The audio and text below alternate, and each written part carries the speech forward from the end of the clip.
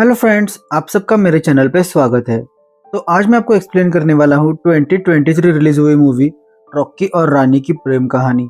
तो रिसेंटली ये अमेजोन पे रिलीज हुई है। सो ऐसा ही फ्रेश कंटेंट देखने के लिए आप मेरे चैनल को जरूर सब्सक्राइब कर लेना। चलिए विदाउट वेस्टिंग टाइम मूवी का एक्सप्लेनेशन स्टार्ट करते हैं। तो मूवी स्टार्ट होती है रंधावा पैराडाइज से, जहाँ पे रॉकी अपने दादा दादी, मम्मी पापा और अपनी छोटी बहन के साथ रहता है। अब रॉकी के दादी की बात करें तो उसका नाम है धनलक्ष्मी और वो घर की मुखिया है और सारा बिजनेस वो ही संभालती है। तो जब वो शादी करके इस घर में आई थी तब उसकी सास बहुत ही खड़ूस और स्ट्रिक्ट थी, लेकिन कुछ ही दिनों में उसके सास की डेथ हो जाती है और सारा कारोबार उसके हाथ में आ जाता है। फिर धनलक्ष्मी को एक बेटा होता है जिसका नाम वो रखती है तिजोरी। फिर धनलक्ष्मी के हस्बैंड की बात करें तो उसका नाम है कनवाल और उनको अपने बिजनेस से ज्यादा शेरो शायरी में इंटरेस्ट है। इसकी वजह से धनलक्ष्मी अपने बेटे तिजोरी को हमेशा अपने पिताजी से दूर रखती थी, क्योंकि वो भी कहीं अपने पापा की तरह शायर न बन जाए। फिर एक दिन कनवाल जी अपने शेरो शायरी में इतने गुम थे कि उनका सीढ़ियों से पैर फिसल जाता है और वो गिर जाते हैं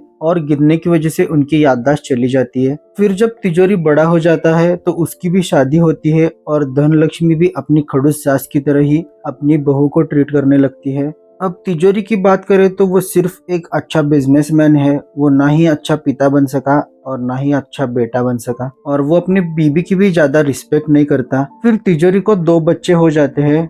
बेटे का नाम वो रखता है रॉकी और बेटी का नाम है गायत्री। तो गायत्री मैथ्स में टॉपर है और उसका ट्रेडिंग में बहुत ही इंटरेस्ट है, लेकिन उनके फैमिली में लड़कियों को जॉब नहीं किया जाता, जिसकी वजह से वो छुप छुप के ट्रेडिंग करती है। गायत्री थोड़ी सी हेल्दी और मोटी थी, जिसकी वजह से उसके सारे रिश्ते रिजेक्ट होते थे। सब लोग उसका मजाक उड़ाते, जिसकी वजह से उसके घर वाले भी उस पे गुस्सा थे। फिर रॉकी की बात करें तो वो बिजनेस में अपने पापा का हाथ बटाता है और दिन भर वर्कआउट और प्रोटीन शेक में ही बिजी रहता है और ब्रांडेड क्लोथ्स और स्पोर्ट्स कार में उसे इंटरेस्ट होता है। फिर एक दिन रॉकी की पूरी फैमिली एक फंक्शन में जाती है, जहाँ पे दादाजी को एक औरत पसंद आती है और वो जामिनी जामिनी नाम कहते हुए उसको किस कर लेते हैं। फिर वो लोग घर पर आते हैं तो डॉक्टर रॉकी को कहती है कि ये जामिनी कौन है, उसे ढूंढो, क्योंकि जामिनी दादाजी के लिए ट्रिगर है, जिसकी वजह से उनकी याददाश्त वापस आ सकती है और वो फिर से अच्छे हो सकते हैं। फिर रॉकी ठान लेता है कि वो अपने दादाजी को ठीक करके रहेगा और अपने दादाजी की डायरी चेक करने लगता है। तो उसमें उसे एक फटा हुआ फोटो मिलता है जिसके पीछे जामिनी लिखा था और वो एक लड़की का फोटो था।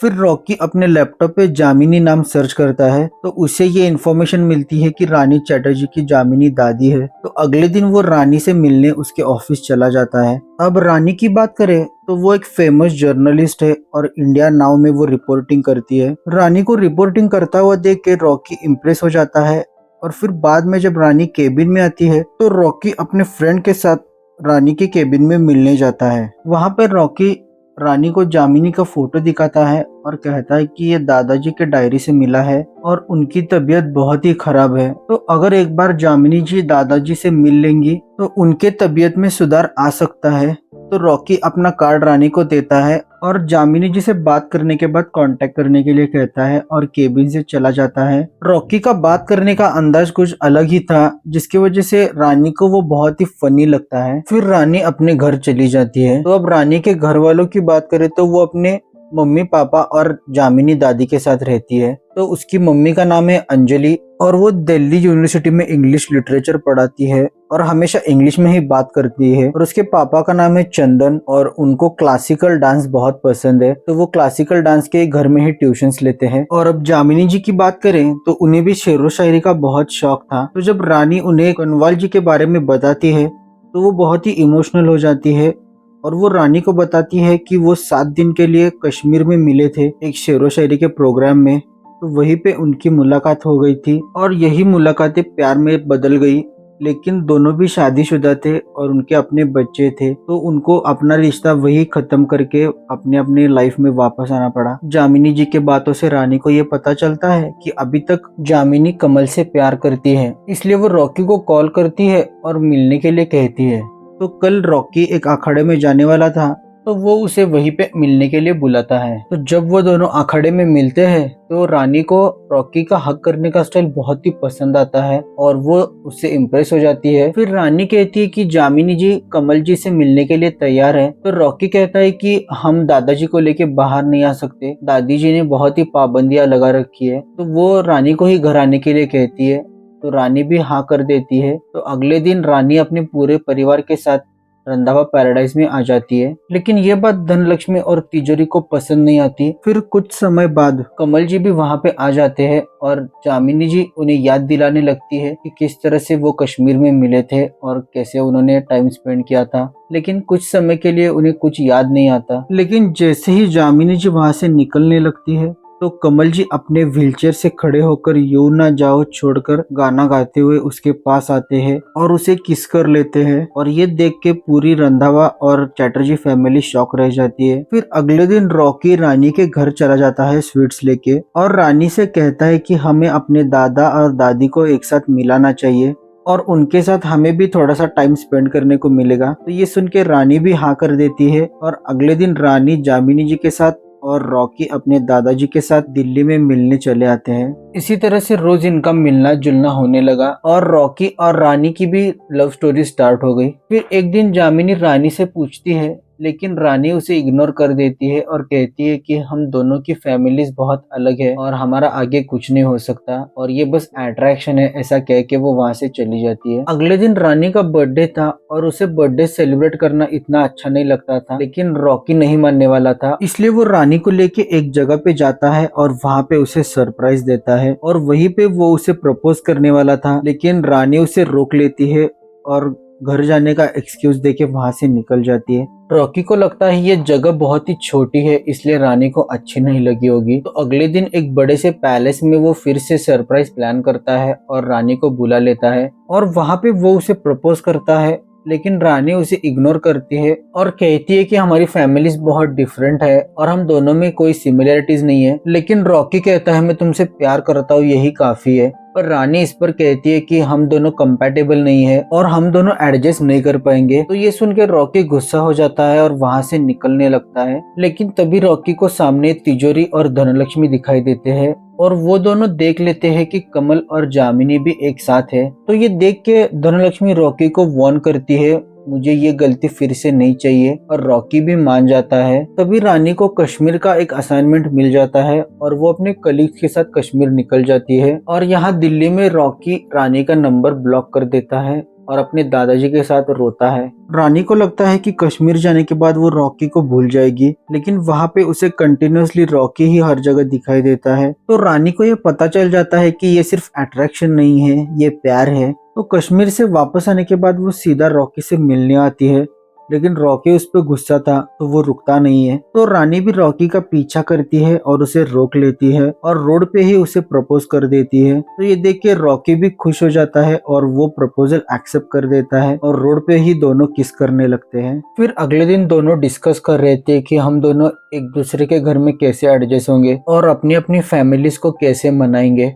तो रानी का कहना था कि रंधावा फैमिली बहुत ही डोमिनेटिंग है और मेल ओरिएंटेड है, औरतों का कोई सम्मान नहीं है वहाँ पे, तुम तो आराम से रह लोगे लेकिन मुझे ही सब कुछ एडजस्ट करना पड़ेगा। तो बातों बातों में रॉकी को आइडिया आता है कि क्यों ना हम दोनों एक दूसरे के फैमिली में स्विच कर ले। तो ये आइडिया रानी को अच्छा लगता है और वो दोनों भी अपने घर वालों को मनाने के लिए अपने घर जाते हैं। तो रानी तो अपने घर वालों को मना लेती है, लेकिन रॉकी के घर में धनलक्ष्मी पहले तो नाराज होती है, लेकिन रॉकी के आंखों में प्यार देख के वो भी मान जाती है। फिर 3 महीने के लिए रॉकी रानी के घर में और रानी रॉकी के घर में शिफ्ट हो जाते हैं। लेकिन रॉकी को रानी के घर में थोड़ी डिफिकल्टीज हो रही थी, क्योंकि रानी की माँ हमेशा इंग्लिश में बात करती थी और उनके घर में हर कोई अपना काम खुद ही करता था, अपनी चाय कॉफी खुद ही बनानी होती थी। लेकिन रॉकी को गैस भी ऑन करना नहीं आता था। तो वही दूसरी तरफ रानी भी रंधावा फैमिली में एडजस्ट होने की कोशिश कर रही थी, लेकिन धनलक्ष्मी उसे हमेशा नीचा दिखाती थी और तुम सिर्फ यहाँ पे गेस्ट हो ऐसा कहती थी। रानी देखती है कि हर डिसीजन धनलक्ष्मी ही ले रही है और किसी को कुछ कहने का फ्रीडम नहीं था।